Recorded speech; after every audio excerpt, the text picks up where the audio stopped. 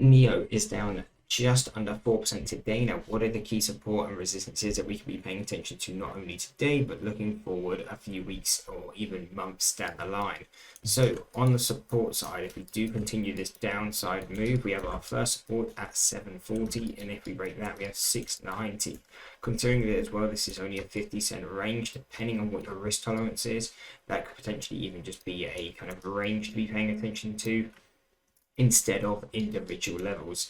Now, if we start to break below here, we'd require quite a large move, but at 540 and 550, we have our next kind of two really key supports.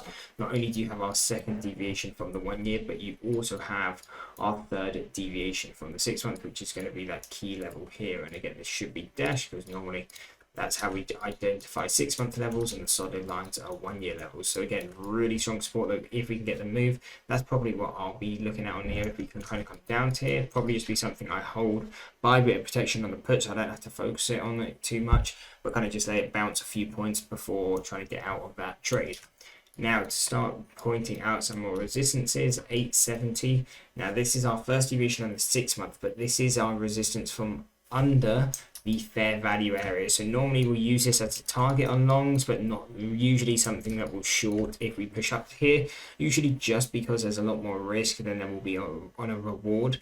On a trade like this, obviously you may be able to get it in your favor if you've got some good risk management with options, but a lot of the times it will be better to skip this trade and instead just wait for it to move further, or just look at another stock. Because again, like we said, if we break above here between 940 1040, you have fair value. So again, normally if we're looking at it from a reversal standpoint, which is how I look at stocks, you're normally looking to trade to this area.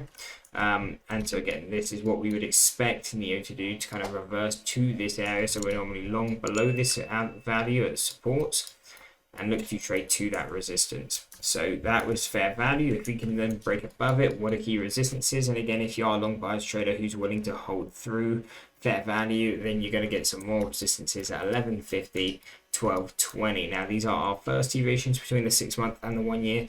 Not normally something that we will short, but we will tend to use as targets. So the main resistances where we will also look to short and try and play the stock to the downside will be from the second deviations and above. And again, that's going to be then 1345, 1390. The 1345 is our second deviation on the 1 year chart, and then 1390 is our second deviation from a 6 month chart. So some strong levels if we can come into those resistances.